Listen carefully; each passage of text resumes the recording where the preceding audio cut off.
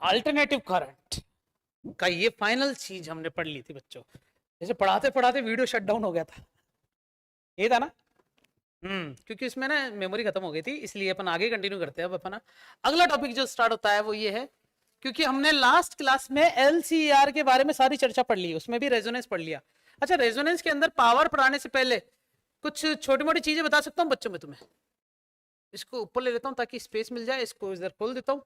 वो ये है कि अगर हमारे पास आई और फ्रीक्वेंसी के बीच में ग्राफ बनाया जाए तो ऐसा बनेगा, सही है ना। ये ग्राफ तीन तरीके के हो सकते हैं।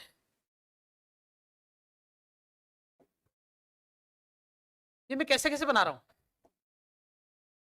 ये जब रेजिस्टेंस R1 हो, ये रेजिस्टेंस जब R2 और ये रेजिस्टेंस जब R3 हो, अलग अलग रेजिस्टेंस पर अलग अलग फ्रीक्वेंसी ग्राफ और आई का ग्राफ बन सकता है। और ग्राफ कैसा बना सकता हूं मैं, Z के बीच में और फ्रीक्वेंसी के बीच में। ये ग्राफ थोड़ा अच्छा बनता है, बताऊं कैसे, इस टाइप से, सही है। जिसमें से ये क्या है, इससे अपन बोलते हैं Z मिनिमम तो होता है, लेकिन फिर भी कितना होता है, R जितना तो होगा, इसलिए बिल्कुल जीरो का टच नहीं करेगा। ये जेड और फ्रीक्वेंसी के बीच का ग्राफ, और ये किसका ग्राफ है बच्चों, आई का और फ्रीक्वेंसी के बीच में ग्राफ, जिसमें ये वाला जो पॉइंट है इसे अपन क्या बोलते हैं बच्चों, एलसीआर में इतना ही काफी है। बहुत अच्छा लेवल पढ़ लिया अपन ने, बिल्कुल एकदम शॉर्ट में। यहां से चालू होता है बच्चों पावर इन एसी। तो स्टार्ट करते पावर एसी पे पढ़ने के लिए। तो सबसे पहले पावर का फॉर्मूला क्या होता है, ये तुम अच्छे से जानते हो। कौन से चैप्टर से जानते हो बच्चों ये तुम, करंट इलेक्ट्रिसिटी। मैंने तुम्हें बोला था ये चैप्टर जब खत्म होगा ना तब उसका आखिरी टॉपिक इस होगा पावर ट्रांसफॉर्मर ऐसे, जबकि अपन ने स्टार्टिंग में ही पावर को कंसीडर कर लिया था। तो मुझे इसको पढ़ाने में ज्यादा परेशानी भी नहीं होगी, मतलब मुझे तो नहीं होगी, तुम्हारा पता नहीं। देखेंगे जरा, क्या तुम P बराबर छीटा आई लिख सकते हो उसको। थीटा तो सप्लाई होती है कितनी, theta naught sign omega t. और आई की वैल्यू बताओ, साइन ओमेगा टी। क्या प्लस माइनस फाइव हो सकता है क्या बच्चों, प्लस माइनस फाइव क्यों लिया मैंने, क्योंकि रेजिस्टेंस के साथ कैपेसिटर भी हो सकता है, रेजिस्टेंस के साथ इंडक्टर भी हो सकता है, और रेजिस्टेंस के साथ कैपेसिटर और इंडक्टर दोनों हो सकते हैं। और केवल रेजिस्टेंस होता तो फिर तो पावर निकालने का मकसद ही क्या, मुझे तो एल सी और आर तीनों के लिए निकाल लेता हूं मैं, इसलिए मैंने प्लस माइनस फाइव ले लिया। अच्छा, तुमने देखा होगा कि आई की वैल्यू प्लस फाइव भी होती है माइनस फाइव भी होती है, डिपेंड करता है एल ज्यादा है या सी ज्यादा, एल ज्यादा है या सी ज्यादा। ठीक है, तो मैं finally P is equal to formula लिखा, theta nought sine omega t और I nought sine omega T plus minus क्या ले लिया। ये दोनों के लिए लागू हो रहा है बच्चों, कि जब एक्सएल बड़ा हो एक्सी से या फिर एक्सी बड़ा हो एक्सएल से, दोनों पॉसिबल है। लेकिन अपन ने डायग्राम में कौन सा कंसीडर करा था, एल बड़ा हो सी से। उसमें माइनस का फाइव आया था क्या बच्चों, चाहो तो चेक कर सकते हो, बताऊं। ये देख लो, इसमें तो है ही नहीं, है।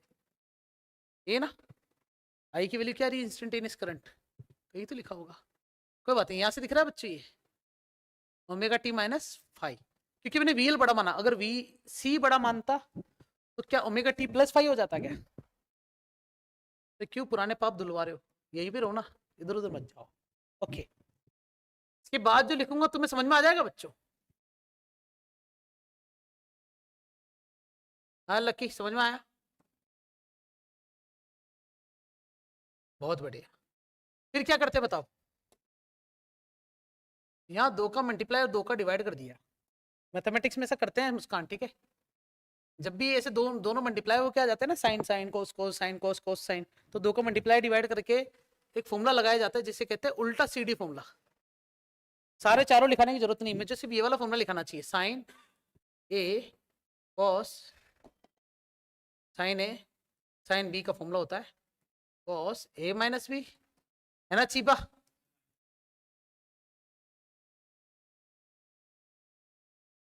अब सही है, देखो तो P is equal to theta naught I naught बटे में दो, क्या बच रहा है, cos omega T plus sorry minus omega T plus minus five, चलवा दो।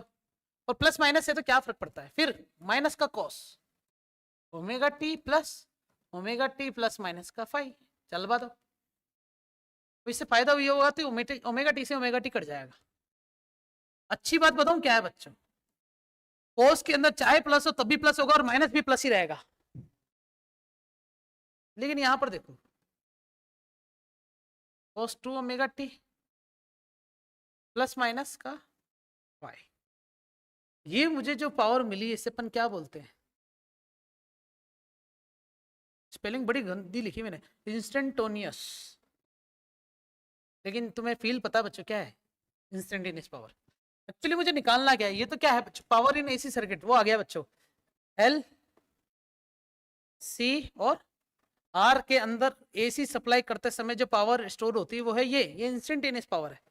अब मुझे क्या बोला जाए बच्चों, एवरेज पावर निकालो। क्या निकालनी है बच्चों मुझे? एवरेज पावर का फॉर्मूला पता है, 1/t लिमिट 0 से लेके T P D T. P का फॉर्मूला बताओ, थीटा नॉट आई नॉट बटे में 2, और क्या चल रहा है कोस फाइव माइनस का कोस ओमेगा 2 ओमेगा प्लस का प्लस माइनस का फाइव। सही है। तो जब मैं यहां पर करता हूं ऐसा काम तो क्या बच रहा है, थीटा नॉट आई नॉट बटे में 2 कोस फाइव माइनस 1/t वापस 0 से t theta not I not बटे में 2 cos 2 omega T plus minus का 5। सही है क्या? अब कहानी ये है, कहानी 2 मिनट है ना। हाँ सूरज, मैं बेटा अभी क्लास में हूँ, 7:30 पे कॉल करना, ठीक है? डन। ओके, अब तुम्हें कुछ कहानी बताऊं बच्चों, याद करो। इसमें से 1/t बार थीटा नॉट बार आई नॉट बार बटे में 2 लिमिट 0 से लेके t, और कॉस जो है वो क्या आ रहा है 2 ओमेगा टी आ रहा है, और इसका इंटीग्रेशन 100% क्या मिलेगा। तो मैं यहां पर बताता हूं, टाइम डिपेंडेंट है ना, ये क्या है, और कोस का ग्राफ भी बनता भी कैसे, ऐसा। तो एक प्लस ये माइनस ये प्लस सब कट जाएंगे आपस में, तो बचेगा क्या हमारे पास, केवल 1/t theta not I not बटे में 2 कोस फाइव, कांस्टेंट है पूरा का पूरा बाहर, और अंदर क्या बचा केवल dt। फिर देखो 1 में t theta not I not cos five, limit लगा दूंगा t, डायरेक्ट लिख दिया t से t। तो बताओ p एवरेज का फॉर्मूला क्या आ रहा है बच्चों, थीटा नॉट आई नॉट बटे में 2 कोस का five, sorry 2,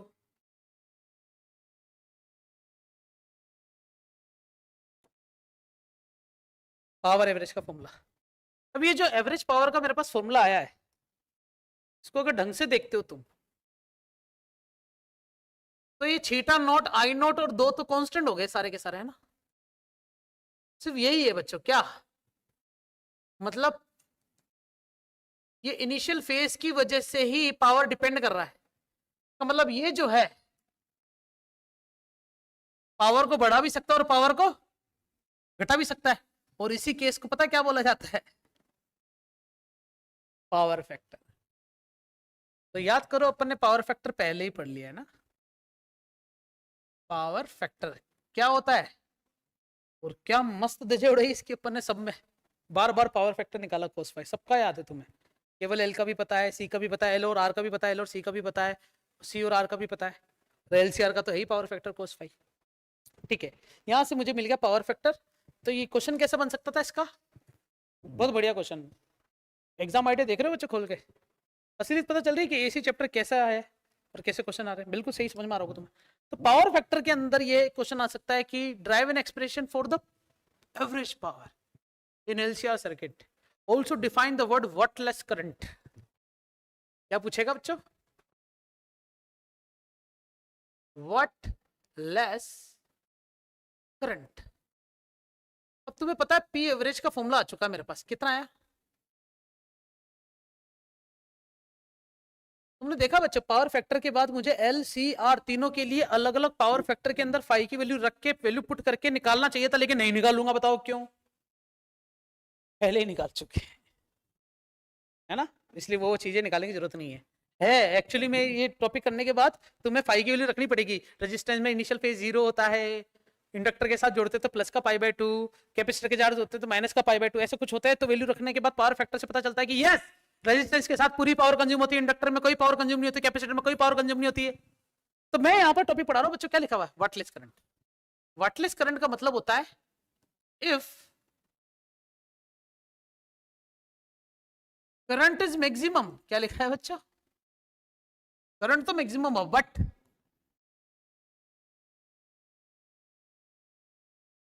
no consumption of power. समझ गए, करंट तो मैक्सिमम हो लेकिन पावर कंजप्शन क्या हो बच्चों, जीरो हो जाए, उस केस को बोलते हैं वाटलेस करंट। कहने का मतलब आई आरएमएस का फॉर्मूला क्या होता है, थीटा आरएमएस अपॉन में जेड। जेड का फॉर्मूला क्या होता है, आर स्क्वायर प्लस एक्सएल का स्क्वायर प्लस एक्सी का स्क्वायर। ये छेद हो गया शायद यहाँ पर है ना बच्चों, खराब हो गया ना ये, डिजिटल बोर्ड खराब हो गया ये। नहीं नहीं नहीं हुआ, सॉरी। आओ इधर, ये क्या लिख दिया, क्या है यार, कुछ भी लिखवा रहे हो तुम, एक्सएल माइनस एक्सी का रूट। अब पता है एल सी आर में मैंने आई की वैल्यू जब मैक्सिमम निकाली थी तब एक्सएल बराबर माइनस एक्सी बराबर क्या रख दिया था, मतलब एक्सएल बराबर क्या रख दिया था, मतलब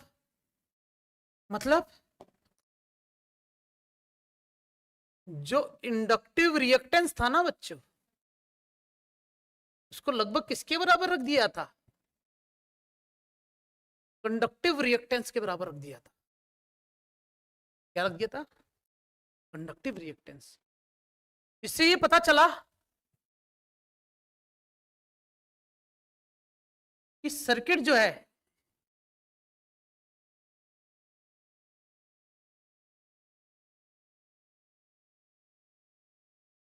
अब से ये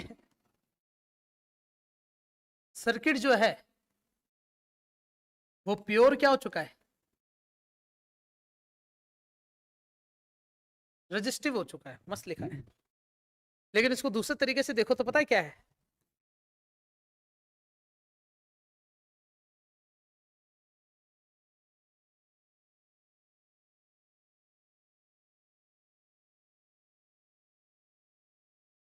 हाँ या ना, ये भी तो नजरिया है एक। ये प्योर रेजिस्टिव नहीं हुआ, ये वंचित हो चुका है, किससे, वंचित, ये ले अंक की मात्रा, वंचित मतलब ये एल और सी के मौजूद होने के बावजूद भी इनको मुंह नहीं लगाया जा रहा। एलसीआर सर्किट में एल भी मौजूद है, सी भी मौजूद है, फिर भी आई की वैल्यू मैक्सिमम करने के लिए इन दोनों को वंचित कर दिया गया, दोनों को आपस में लड़वा दिया, एल और सी, और प्योर रेजिस्टिव हो गया सर्किट। तो इस केस में जो मुझे आई आरएमएस की जगह इसको क्या बोल दिया था, आई मैक्सिमम, और यहीं पर थीटा आरएमएस के नीचे जेड की जगह क्या आ गया था, जेड मिनिमम हो गया था, हाँ या ना।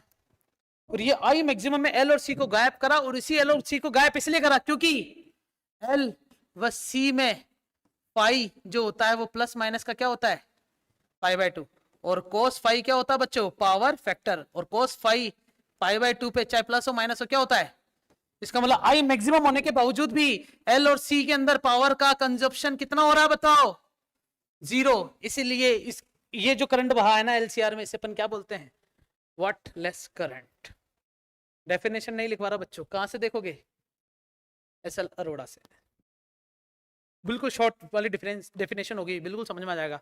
तुम ये भी सब लिखोगे ना पूरा काट दिया जाएगा ना, डेफिनेशन तो लिखनी पड़ेगी ठीक है, छोटा मोटा तो बताना पड़ेगा ना वाटलेस करंट क्या होता है। वाटलेस करंट फील तो गया कि मैक्सिमम अमाउंट ऑफ करंट जहां पर पावर कंजप्शन जीरो हो जाए।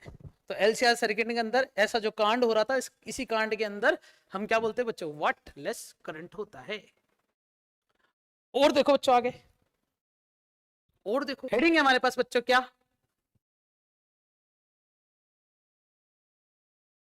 क्या लिखा है बच्चों मैंने, ट्रांसफॉर्मर। ठीक है, ट्रांसफॉर्मर का काम क्या है उसको समझाने के लिए क्या लग रहा तुम्हें,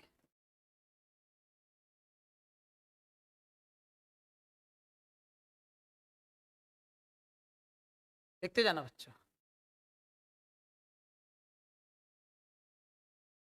क्या कर रहा हूं मैं?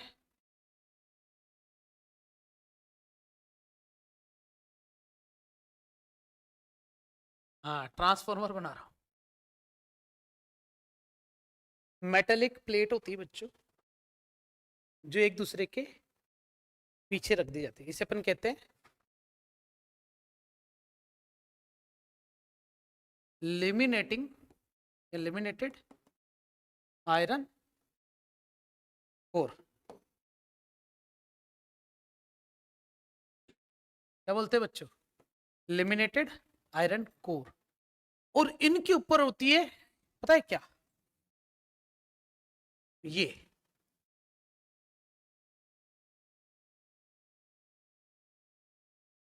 समझ रहे हो क्या? और वाइंडिंग ऐसे डायरेक्ट तो होगी नहीं, इसलिए मैं इसको गायब करा और यहां पर एक मस्त सा डायग्राम बना दिया बच्चों। आई होप कि तुम्हें समझ में आया होगा। काला कलर ले लो। हाँ, ये सही लग रहा है मेरे को, अच्छा लग रहा है वैसे तो, लेकिन कुछ कह नहीं सकते।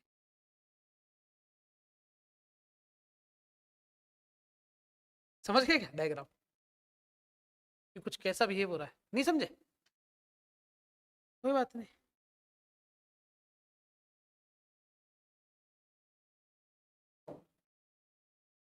अब समझ गए होंगे। नहीं समझे? वाह, निकाल लिया गूगल से। देखो देखो देखो, क्या वो पेड़ है?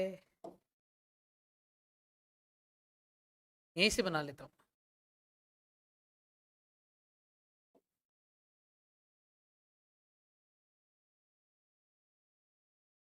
कुछ इस टाइप से होता है। अब ठीक है ना? आयरन की कोर होती है जो कि आपस में एक दूसरे से इस टाइप से लपेटी हुई होती है, और बीच में कुछ इस टाइप से शेप होता है। चलेगा बच्चों? एक प्लेट है, प्लेट के पीछे plate plate plate plate, 3D shape. सही। ऐसा भी हो सकता है ये। कैसे बेटा? चादर की ओर फोन का चार्जर। हाँ, फोन के चार्जर में कैसे होता है ये मैं तुम्हें बताना चाहूंगा। तैयार? यार देखो, डायग्राम एग्जाम में तो तुम्हें बनाना ही पड़ेगा। हर बार तो मैं क्या कर देता हूँ, होशियारी दिखा देता हूँ।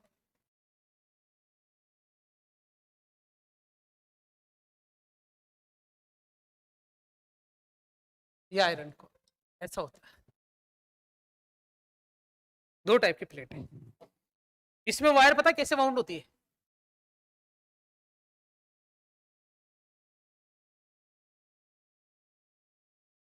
समझ रहे हो क्या बच्चों? घसीटे नहीं है ये। देखो, वो कॉपर वायर ऐसी लपेटी हुई होती है और तुम्हारे मोबाइल के चार्जर में भी मौजूद होता है। मोबाइल का चार्जर तोड़ दे मैं कोई? है किसी के पास? नहीं, मेरा तो काम का है। और रेडियो का मदरबोर्ड होता है ना पीछे ग्रीन वाला, उसमें इस शेप का लगा होता है। व्हाइट टेप येलो टेप लगी होती है उसके ऊपर, कॉपर की वायर वाउंड रहती है उसके अंदर। ठीक है ना? बताऊं क्या?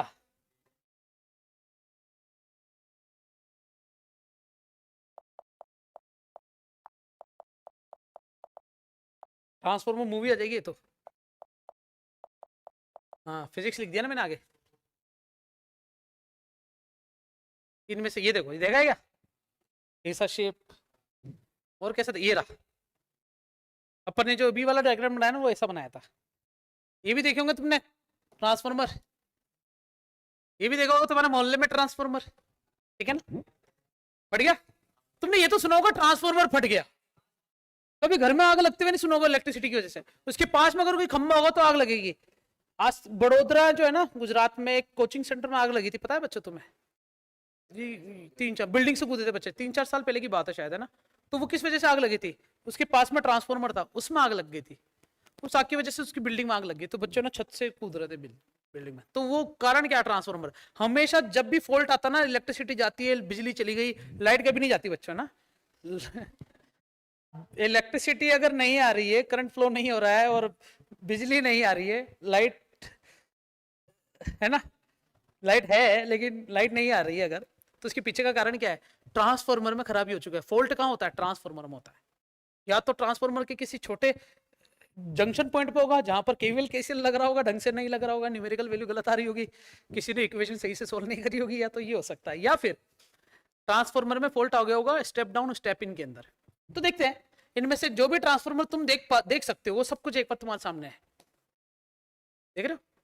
ये वाला ट्रांसफार्मर तुमने स्वामी कॉम्प्लेक्स देखा होगा, उसके पास एक हाथ पड़ा हुआ है रसोई रेस्टोरेंट के नीचे, उसके ऊपर ट्रांसफार्मर खुद का पड़ा है। पहले अलाउ थे कमर्शियल ट्रांसफार्मर रखना अपना अपना, अब अलाउ नहीं है। अब हर किसी के पास खुद का एक इन्वर्टर है, ग्रीन कलर का होता है, हर स्कूल के पास, हर कॉलेज के पास है। तो बिजली जाती है ना, तो वो इन्वर्टर में डीजल डाल के चालू कर लेते हैं। हमारे स्कूल में? अच्छा, तुम्हारे वाले चालू नहीं करते है तो सही, मतलब है ना। तो डोनेशन में आ तो चुका है, लेकिन अब मामला सेट नहीं हो रहा। ठीक है, ट्रांसफार्मर बड़े बड़े तो क्या ही बात करूं मैं, ट्रांसफार्मर ये भी है। ये तो देखा होगा तुमने, मजनू लोग जो होते हैं ना, इधर खड़े हो जाते हैं, है ना, कि उसे बुला लो अभी मेरे सामने, और हाँ बुलवा दो, नहीं तो मैं इसको छू लूंगा। वो छुए नहीं, उससे पहले मजा आया था सबको, क्योंकि कैमरा सबके हाथ में होता है। देखे मैंने ऐसे बहुत सारे वीडियोस। और कहाँ दिखाऊं? Transformer transformer transformer. ठीक है, ये देखा होगा, समझ में आ गया क्या? डन है, ये दिख रहा है ट्रांसफार्मर। ठीक है, तो यहां पर अब अपने अपने टॉपिक पे आ सकते हैं। ये ट्रांसफार्मर ऐसा, तो मैंने ये वाला जो ट्रांसफार्मर है ना, इसको यूज में लेता हूं। वायर ले ली, सही है। इससे अपन क्या बोल सकते हैं? कलर दिख रहा है क्या? Input AC. और ये क्या है?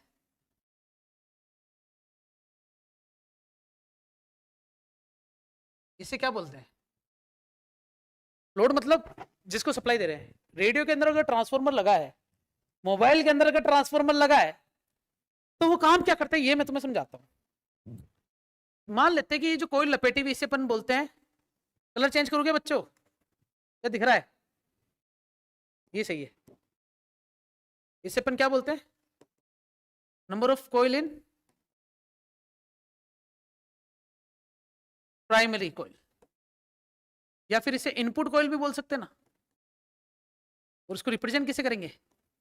एनपी। इसे क्या बोलेंगे? नंबर ऑफ कॉइल इन, इसके अंदर बच्चों सेकेंडरी कॉइल। क्या इसे एनएस भी बोल सकते हैं? और ये LOAD, लोड सप्लाई के अंदर भी काम आ रहा है। ठीक है, मुझे बताओ कि इस कॉइल के अंदर जो मैंने एसी सप्लाई दी है, इंड्यूस ईएमएफ, एसी सप्लाई देने कॉइल के अंदर इंड्यूस ईएमएफ आएगा, वो किस पे डिपेंड करेगा? बताओ, ये वाली चीज मिटा रहा हूं मैं।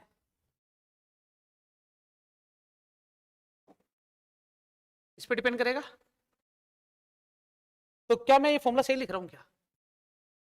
कि छीटा वन जो से मैंने सप्लाई करी है, वो माइनस का ND∅1/dt पे डिपेंड कर रहा है या ना? इंड्यूस ईएमएफ का फॉर्मूला उठाया बच्चों मैंने, इसका इंड्यूस ईएमएफ। तो क्या इससे मैं सिग्मा पी बोल दूं, प्राइमरी, सॉरी छीटा पी, और इसको भी क्या बोल देता हूं? एनपी। और बताओ छीटा सेकेंडरी के अंदर क्या होगा? NS d∅2/dt। अब कहते हैं कि फ्लक्स तो क्या रहेगा बच्चों इनका? कांस्टेंट है। इसका मतलब φ1 और φ2 तो क्या है? बराबर है। तो छीटा p बराबर माइनस का NP में d∅1/dt में डिवाइड कर देता हूं किसका? छीटा s बराबर माइनस का NS d∅2/dt में। तो ये पूरा इससे कट गया, माइनस से माइनस कट गया। तो बताओ छीटा प्राइमरी बराबर number of coil in primary upon छीटा सेकेंडरी बराबर, हटाओ इसका, number of coil in secondary. समझ में आया क्या? इससे ये पता चला, मैं आगे बढ़ रहा हूं, कलर चेंज कर रहा हूं, कि छीटा प्राइमरी और छीटा सेकेंडरी में number of coil in primary, number of coil in secondary, तो छीटा सेकेंडरी अपॉन छीटा प्राइमरी क्या हो जाएगा? NS upon NP। तो बताओ छीटा सेकेंडरी जो है वो किसके बराबर होगा? NS अपॉन NP इंटू क्या हो जाएगा? छीटा P। सोचो जरा, अगर मैंने एक ट्रांसफार्मर लिया मेरी इच्छा से और उसमें नंबर ऑफ कॉइल ऐसे थे, इसमें नंबर ऑफ कॉइल्स प्राइमरी के और जो कि ज्यादा है किससे, नंबर ऑफ कॉइल सेकेंडरी के, दिख रहा है क्या? इसमें 3 ही कॉइल लग रहे हैं, इसमें बहुत सारे कॉइल है। अगर एनपी ज्यादा है एनएस से तो छीटा एस बराबर एनएस अपॉन एनपी के हिसाब से, क्या तुम कह सकते हो कि एनएस छोटा है ना अगर एनपी से, तो छीटा एस छोटा मिलेगा किससे? ये इसमें डिवाइड हो जाएगा, ये बड़ा है, बड़े का अगर डिवाइड करेंगे तो छीटा एस क्या मिलेगा? छोटा मिलेगा। इससे अपन कहते हैं स्टेप डाउन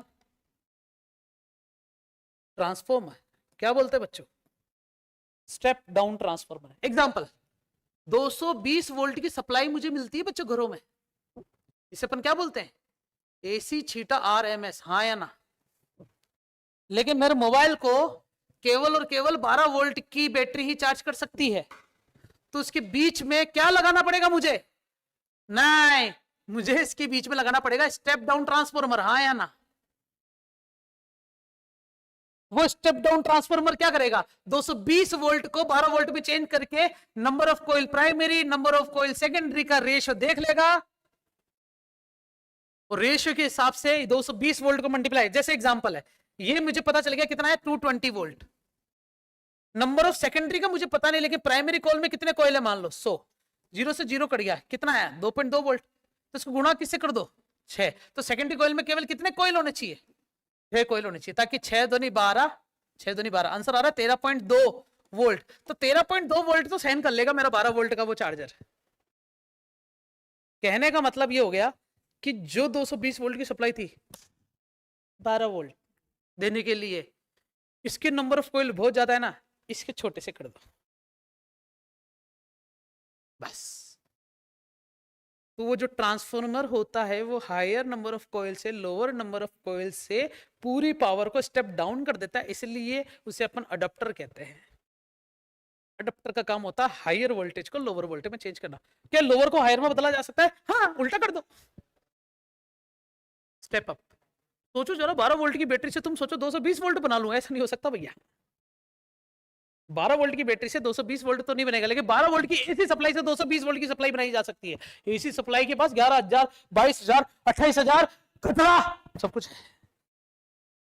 लेकिन तुम सोचो कि वो 2 वोल्ट की बैटरी मेरे जेब में लेके जो घूम रहा हूं और मेरी इच्छा हो जाए सजाम कर दूं, उसको नहीं हो पाएगा। समझ रहे हो? सॉरी बेटा, सजाम बोल दिया मेरा, गलत है। एक मूवी का नाम है ना और इसमें जैसे शज़ैम बोलते हैं ना तो छोटे छोटे बच्चे ना बड़े बड़े सुपर हीरोज बन जाते हैं। स्टेप अप शज़ैम बोलते, तो उनका जो ट्रांसफॉर्मर में शज़ैम का जो ट्रांसफॉर्मर में कैसा है? स्टेप अप है। और जब वो बड़े हीरो बन जाते हैं तो वापस शज़ैम बोलते हैं ना तो वो स्टेप डाउन हो जाते हैं, फिर बच्चे बन जाते हैं। हाँ यार, शज़ैम मतलब ट्रांसफॉर्मर, मूवी चेंज करना पड़ेगा नाम। समझ में आएगा? ये कंसेप्ट क्लियर हुआ? और सुनो, छोड़ेगा नहीं, रुको। कि मुझे पता चला कि छीटा एस बटे छीटा पी बराबर होता है एन एस बटे एन पी। तुम्हें पता है छीटा बराबर आई आर होता है, हाँ दोनों एस के सामने एस, पी के सामने पी। तो क्या तुम इसे आई एस इंटू में आर और आई पी इंटू में आर, क्योंकि रेजिस्टेंस तो सेम होने वाला है ना बच्चों, वायर तो सेम है। तो नहीं नहीं गलत हो गया यार, कुछ गड़बड़ी तो नहीं कर दी? हाँ वैसे तो नहीं होना चाहिए। थीटा बराबर जो आ रहा है, हाँ P बराबर क्या होता है? वी आई। तो V बराबर क्या हो जाएगा? तो छीटा S बराबर क्या हो जाएगा? पावर अपॉन आई एस, और छीटा P बराबर क्या हो जाएगा? Power upon I P. P से P कैंसिल, क्योंकि पावर तो सेम होगा, रेजिस्टेंस सेम नहीं होगा। यहाँ पर वायर की रेजिस्टेंस की बात नहीं करें तो I P upon I S, लेकिन आगे अभी भी क्या चल रहा है? N S upon N P. इसे अपन क्या बोल सकते हैं? Current, current flowing through that. जैसे मान लो एक रेडियो है, रेडियो के अंदर जो स्पीकर लगे होते हैं ना, स्पीकर में होती है वायर, ऐसा होता है स्पीकर, एकदम मस्त है ना। ये तो क्या बना दिया मैंने, है स्पीकर, डुक चिक डुक चिक डुक चिक, ठीक है। अब इस स्पीकर में जो वायर होती है ना, वो ज्यादा से ज्यादा 2 एम्पियर या 3 एम्पियर का ही करंट सस्टेन कर सकती है। 200 वोल्ट की सप्लाई दे दूं ना उसको मैं, मजा आ जाएगा। उसके अंदर होता है ट्रांसफॉर्मर, ट्रांसफॉर्मर उसकी करंट को भी क्या कर सकता है बच्चों? कंट्रोल कर सकता है। वो ही ट्रांसफॉर्मर के अंदर आ गया क्या फॉर्मूला हमारे पास? तो क्या ये न्यूमेरिकल बड़े सिंपल लग रहे नहीं लग रहे बच्चों? फॉर्मूला याद होना चाहिए, लेकिन क्या ट्रांसफॉर्मर यही खत्म होता है? तो जवाब है नहीं। ट्रांसफॉर्मर एक थ्योरेटिकल क्वेश्चन भी बनाता है, ट्रांसफॉर्मर काम कहाँ कहाँ आता है ना, ये चीजें अपन को देखनी पड़ेगी। तो फिलहाल यहाँ तक समझ में आ गया सब कुछ? मैंने स्टेप अप स्टेप डाउन के बारे में बता दिया। अगर नंबर ऑफ कॉइल को उल्टा कर दो, मैंने किसके बारे में बताया बच्चों? Step down. इसी को उल्टा समझ लेंगे तो क्या बन जाएगा? Step up. Number of coil second वाले की ज्यादा कर दो, पहले वाले की कम कर दो। एक्चुअली में इसका मेन उपयोग जो करा जाता है ना, वो कहाँ करा जाता है? बहुत सारे ट्रांसफार्मर आपस में कनेक्टेड होते हैं, बहुत सारे। सप्लाई आ रही है बच्चों, मान लो 1 लाख की सप्लाई, और उस 1 लाख को चेंज करा जाता है किसमें? 11,000 से किसमें चेंज करा जाता है? हाई रेंज तक पावर को सप्लाई देने के लिए ट्रांसफार्मर का यूज में लिया जाता है। नहीं तो 1 लाख की सप्लाई अगर सभी वायर में देना तो हर कोई छत पे कपड़ा सुखाए और सूखा रह जाए। That is called kebab and without करी। ठीक है, स्टेप डाउन कहलाता है। कभी कभी ये भी होता है कि हमें 220 नहीं चाहिए, मुझे कितना चाहिए? 440 वोल्ट की सप्लाई चाहिए होती है ना। जब बड़ी मशीनरी एरिया होता है ना, वहां पर ज्यादा वोल्ट की सप्लाई, 1000 वोल्ट भी चाहिए होता है, तो उन्हें टीपीएडीएल या कोई टाटा जो भी पावर वाले सप्लाई वाले इलेक्ट्रिसिटी वाले, उनको जाके एप्लीकेशन देनी पड़ती है कि we have the equipments like this and we want this amount of power. तो वो उनके लिए स्पेशल ट्रांसफार्मर यूज में लेते हैं। स्पेशल ट्रांसफार्मर से उनके पास अलग फेज जाता है, और वो फिर तुम्हारे घर पे भी ऐसा है? कितने फेज आ रहा है? लेकिन ऐसा है तो सही, बड़ा सा मीटर लगा होगा, बिजली का बिल भी बड़ा सा आता है ना। जैसे अपने कोचिंग के बाहर बिजली का मीटर देखा होगा तुमने, वो बड़ा लगा हुआ है, तुम्हारे घरों पे छोटा मीटर लगा हुआ है। तुम्हारे घरों पे मीटर का साइज ये है, अपने मीटर का साइज ये है। बिजली का बिल तुम एसी बंद करना जिस दिन बंद कर दोगे ना, यही कुछ 3-4 हजार बिल आएगा। अभी 30-40 हजार आ रहा बस, काफी है। तो सुनो, मुझे कुछ छोटी मोटी चीजें तुम्हें बतानी है ना, वो मैं बता ही देता हूँ। तो मैं इसको यहाँ से उठाता हूँ, क्लास 12th में ले जाता हूँ, उसको उठाता हूँ, फाइल में जाता हूँ, और यहाँ पर लिख देता हूँ बच्चों एग्जाम आइडिया बाई जेकी सर। हैंड टू हैंड खोल के हाथों हाथ पढ़ा दूंगा सब कुछ। ट्रांसफार्मर को खत्म करता है ना सारा। इसको नीचे ले जा, कौन से पेज पे बेटा बता सकते हो क्या? इसी बताओ ना, कौन से पेज पे? अरे तुम पढ़ रहे हो ना एग्जाम आइडिया, पेज नंबर तो पता ही होगा तुम्हें। जल्दी बढ़ा बेटा।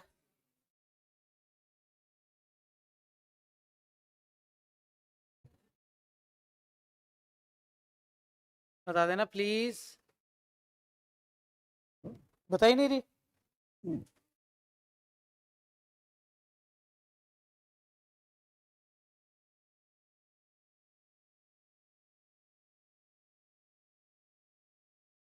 यही है, हाँ यही है। क्या कह रहा, सच कर लो ना। और देखा तुमने इसका बोलने का टोन सुना तूने तुम सबने इसका? सच कर लो ना। कर लूंगा भाई, नहीं तो सर्च ही करता मैं।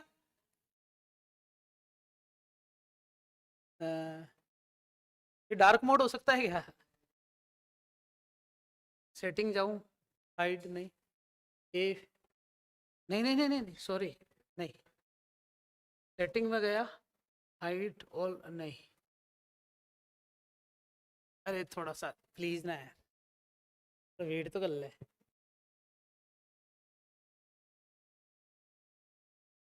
नहीं यार मुझे नहीं आ रहा।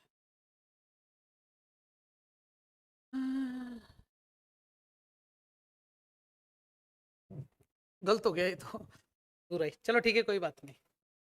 इसको जूम जूम तो हो ही नहीं रही है, तुम्हें दिखेगा कैसे? हाँ बच्चों, बैक कैसे करते हैं? ऑप्शन है हेलो, एनीबॉडी एट होम? अभी भी नहीं हो रहा? हेलो, हाँ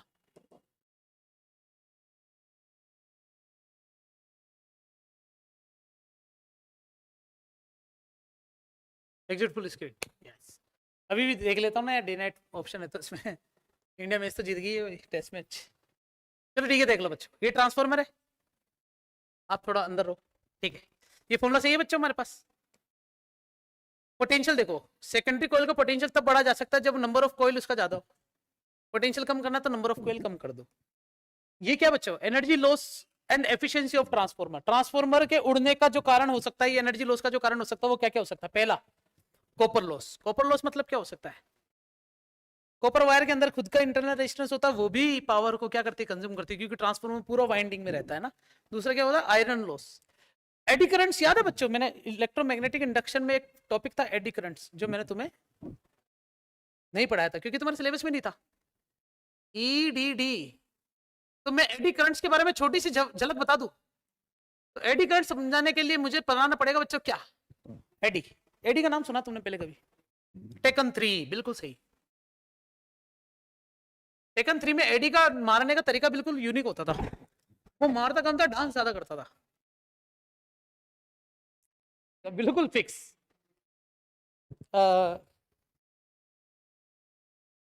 अभी करके बता देता हूँ ना, है ना? एडी एडी एडी एडी ईडी वाई, एडी टेकन। हाँ ये सही है,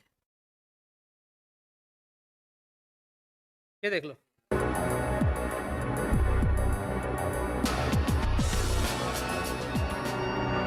फाइट ही देखो ना यार, कोई कुछ ज्यादा ही एचडी था वीडियो। ये एडी हमारा, ये देखा इसको कभी?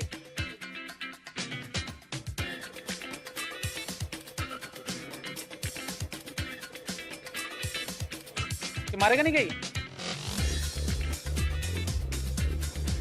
दिखाओ ना इसके।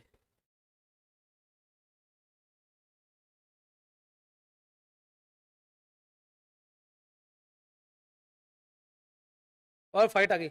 कैसे व्हाट्सएप चैट्स को प्रोटेक्ट करे फ्रॉम हैकर्स एंड स्कैमर्स? नहीं है इसलिए मैं ऐड करता हूं। Two step verification. कौन आ गया? Let's C.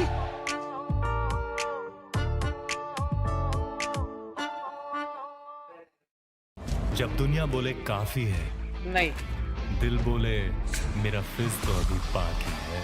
पेप्सी, मोर फिज, मोर रिफ्रेशिंग। पेप्सी 400 ml अब सिर्फ 20 रुपए में।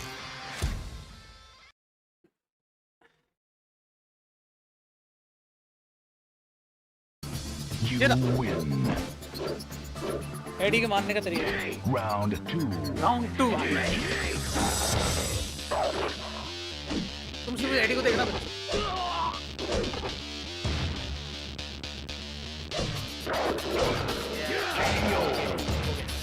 ज्यादा क्या हो मतलब?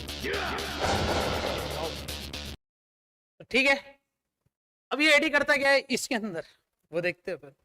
एक्चुअली में जब एक मैग्नेट वाले इलाके में एक नॉर्थ पोल है और एक साउथ पोल, करा क्या है वो देखना। मतलब जो भी किया है अच्छा नहीं किया है। मैं नया पेज ले लूंगा, मैं क्या है, हाँ, फिर नया ले लूंगा।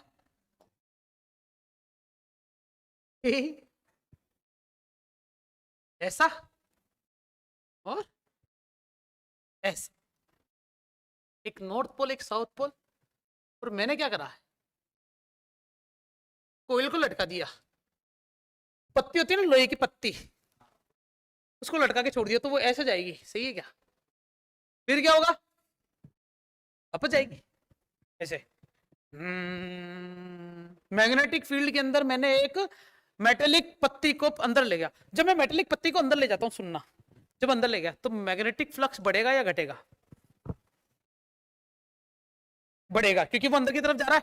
ये देखो ना फ्लक्स लाइन, एक बहुत सारी है क्या? तो जैसे जैसे ये अंदर आएगा वैसे वैसे इसके अंदर फ्लक्स बढ़ेगा। फ्लक्स बढ़ेगा तो इसके अंदर करंट इंड्यूस होने लग जाएगा। इसके अंदर करंट इंड्यूस होगा तो उल्टी डायरेक्शन में होगा। उल्टी डायरेक्शन में होगा तो ये आने वाले फ्लक्स को रोकने का प्रयास करेगा। इसका मतलब ये उल्टे करंट की वजह से इसको रिपेल करेगा। इसका मतलब हो गया कि ये नहीं जाएगा, ऐसे जाएगा। समझ गए? धीरे हो जाएगा। तो जब पूरा धीरे हो जाएगा तो फ्लक्स धीरे धीरे कम होना चालू हो जाएगा। जब ये यहां से इधर आएगा ना आधे से, तो पता चलेगा कि फ्लक्स अब कम हो रहा है क्योंकि ये दूर जा रहा है। जब फ्लक्स कम होगा तो ये क्या करेगा,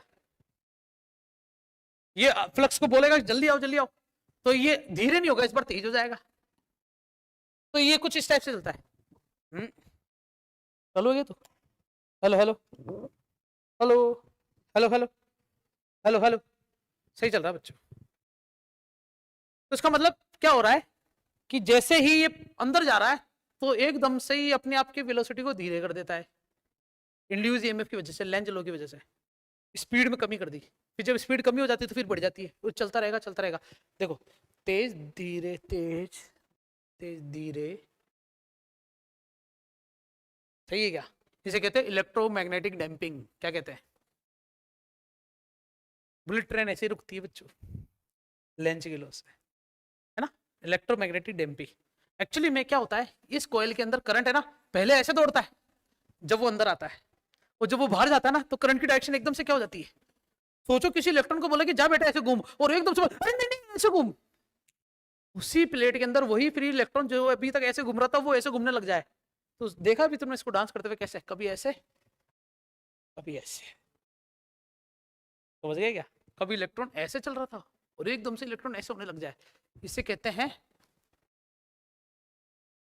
बवंडर, या फिर क्या बोल सकते हो तुम इसको बच्चों, जोगिंदर, या फिर तुम इसको क्या बोल सकते हो बच्चों, हरा भाई जी, तो जानते हो ना। भवंडर ला दूंगा, वो भवंडर ये ला ना पाए या ये लाए चाहे ना लाए, लेकिन एडी करंट्स के अंदर भवंडर जरूर आ जाता है। इसीलिए ये एडी वर्ड है ना, एडी वर्ड को बोलते हैं बच्चों भंवर धारा। क्या बोलते हैं? मारवाड़ी में सुना होगा कि बालों में भंवरी आ रखी है। भंवरी समझते हो क्या होती है भंवरी? वो गोल गोल होती है ना बालों में, कल हो जाते हैं। नहीं नहीं, भंवरी होती है जहां पर अपन वो निकालते हैं टाल, एक ही तरफ होती है। जैसे मेरी डायरी में देख रहे हो यहाँ भंवरी है। अरे भंवरी यार कैसे समझाऊं तुम्हें मैं, गोल गोल होती है, सबके बालों में है अंदर। यहाँ पर होती है लड़कों के, मेरे दाढ़ी में है इस तरफ, किसी की इस तरफ होती है, देखो ना, जहां पर बाल ना तो इधर के होते हैं ना उधर के होते हैं, ऐसे होते हैं बस, दैट इज कॉल्ड भंवरी। लड़कियों के साथ भी होता होगा ऐसा, कहीं ना कहीं कोई तो पॉइंट होगा जहां पर बाल ना तो लेफ्ट हो रहे ना राइट हो रहे, वो तो लंबे हो जाते हैं, इसलिए तुम उसको कुछ भी कर देते हो, चल बे इधर आ जा रहा है। लेकिन लड़कों के साथ, हम लड़के ना, हमारे साथ ये होता है भंवरी तो भंवरी। अच्छा, भंवरजी हलवाई हमारे पड़ोस में रहते हैं एक, वो भी कभी इधर डुल जाते हैं कभी इधर डुल जाते हैं। तो भंवर का मतलब होता है भवंडर। भवंडर का मतलब होता है, तुमने भवंडर का मोशन देखा कभी? दो टाइप के मोशन होते हैं, वो नीचे से ऐसे घूमता ऊपर से उल्टा घूमता है, पता तुम्हें? भवंडर असलियत में ऐसा होता है। या फिर ऐसा समझो, बाहर से भवंडर ऐसा घूमता हुआ दिखता है लेकिन अंदर से उल्टा घूम रहा हो। तुम आज ही कर जाना यूट्यूब पे वीडियो देखना कि टोर्नेडो, डोमिनिक टोरेटो मत देख लेना, वो फास्ट टाइम फ्रीज लग जाएगी, सीधे टोर्नेडो देखना तो तुम्हें पता चलेगा कि जब किसी टोर्नेडो के अंदर कोई चीज जाती है तो टोर्नेडो ऐसे घूम रहा है लेकिन उसके अंदर की चीज उल्टी घूमती है, इसे कहते हैं भंवर। तो एडी करंट्स का मतलब क्या होगा? प्लेट जब अंदर गई तो उसके करंट की डायरेक्शन ये थी, जब दूर जाई तो करंट की डायरेक्शन एकदम से उल्टी हो गई। इस वजह से क्या होता है, इलेक्ट्रॉन है ना ऐसे घूमते घूमते ऐसे घूमने लग जाता है, तो वो जो इधर आ रहा होता है ना उससे भिड़ जाता है, इलेक्ट्रॉन इलेक्ट्रॉन के बीच में कोलिजन होना चालू हो जाता है। इसके लिए प्लेट है ना धीरे धीरे गर्म हो जाती है, प्लेट में लग जाती है आग। तो ये इंडक्शन कॉइल काम कैसे करता है, चूल्हा, समझ गए? इंडक्शन चूल्हा काम कैसे करता है? एडी करंट की वजह से हीट जनरेट कैसे कर सकता है? इलेक्ट्रॉन इलेक्ट्रॉन आपस में उल्टी डायरेक्शन सीधी डायरेक्शन उल्टी डायरेक्शन सीधी डायरेक्शन कंफ्यूज होकर अपन ने तो यूज में ले लिया, ला भैया तवा तैयार। सुना इंडक्शन ओवन सुना होगा, बटन ऑन करती है इलेक्ट्रिसिटी से सीधा, कुछ नहीं, सिर्फ वो गर्म हो चुका है। इसके पीछे का कारण यही है, मेटेलिक रोड। अब बताओ ये गर्म क्यों होता है? क्योंकि इलेक्ट्रॉन को जाने के लिए कोई पाथ नहीं है, लेकिन अगर इसका शेप ऐसा होता तो ये कभी गर्म नहीं होता। पता है, इलेक्ट्रॉन को जाने का ये पाथ मिल गया फिक्स, है ना, तो इसे कहते हैं एडी करंट्स को रिड्यूस करने के प्रोसेस है ये, एडी करंट्स को कम करने के उपाय, इसे कहते हैं कॉम्ब, कंगे जैसा शेप बना देना। या फिर ऐसा कर सकते हैं एडी करंट, ये प्लेट है ना इसके बीच में छेद कर दो छोटे छोटे, और ये छेद तुमने कहां देखे? ट्रांसफार्मर में देखे अभी अभी, ट्रांसफार्मर में अभी भी देखे, फिर भी ट्रांसफार्मर छेद करने के बावजूद भी ट्रांसफार्मर में क्या आता है बच्चों? आयरन लॉस, मतलब एडी करंट्स उत्पन्न होते हैं। तुम्हें एडी करंट समझ में आ गया? कॉपर लॉस के बारे में तो पता ही था, एडी करंट्स में अब तुम्हें पता चल गया। इलेक्ट्रोमैग्नेटिक इंडक्शन में टॉपिक हट चुका था हमारा, लेकिन अब तुम्हें पता चल गया कि एडी करंट का लॉस कैसे होता है। फ्लक्स लीकेज क्या होगा? हमने देखा कि प्राइमरी कॉइल और सेकेंडरी कॉइल पे टोटल फ्लक्स सेम था, लेकिन कभी कभी ऐसा होता है कि दिया हुआ फ्लक्स और आगे जाके फ्लक्स पूरा नहीं पहुंच पाता, तो फ्लक्स सेम नहीं हो पाएगा। फ्लक्स सेम नहीं होगा तो दोनों पर जो फॉर्मूला है ना NS/NP बराबर VS/VP सेम ही नहीं आ पाएगा, तो इसे अपन बोलते हैं फ्लक्स लॉस। और ये क्या रहा है बच्चों, हिस्टैरिसीस लॉस। तुम्हें पता है मैग्नेटाइजिंग और डीमैग्नेटाइजिंग क्या होता है? किसी मटेरियल को मैग्नेटिक मटेरियल में बदलने को प्रोसेस को बोलते हैं मैग्नेटाइजिंग। वापस मैग्नेटिक मटेरियल को डीमैग्नेट करने के लिए क्या बोलते हैं? डीमैग्नेटाइजिंग। इस प्रोसेस को बोलते हैं हिस्टैरिसीस। कभी ग्राफ एकदम से इंक्रीज हुआ फिर बढ़ गया, फिर इंक्रीज हुआ फिर बढ़ गया। ये तुमने मैग्नेटिज्म वाले चैप्टर में पढ़ा होगा जो मैंने छुड़वा दिया बच्चों, है ना। ये क्या रहा बच्चों? Humming loss. हमिंग समझते हो?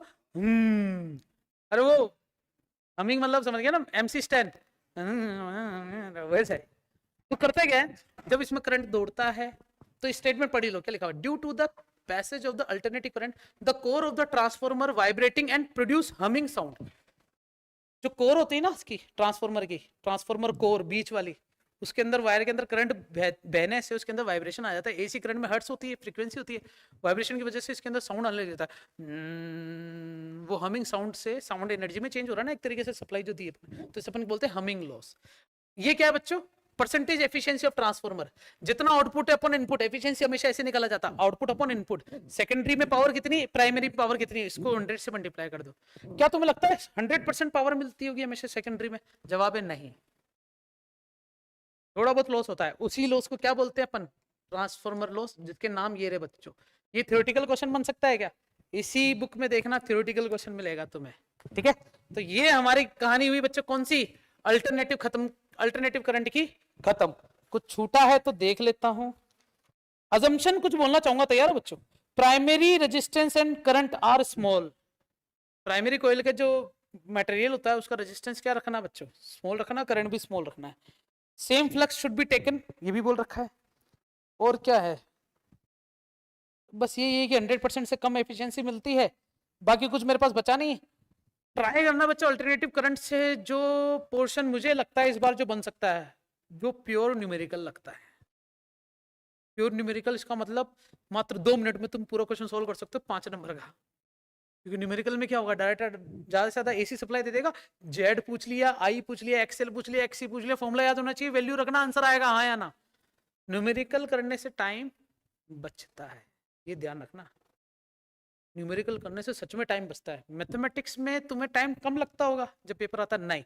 अगर तुम्हें सारे क्वेश्चन आते ना तो तुम 1.5 घंटे पेपर सोल्व कर सकते हो 33 आवर्स का, अगर तुम्हें सारे क्वेश्चन आते हैं तो। क्योंकि तुम्हें प्रोसेस पता है, ये हो जाएगा, ये कर लेता हूँ, ये हो जाएगा, ये कर लेता हूँ। लेकिन अगर जिस क्वेश्चन में तुमने सोच लिया यार ये कैसे होगा, तो 30 मिनट तो उसमें चले जाएंगे।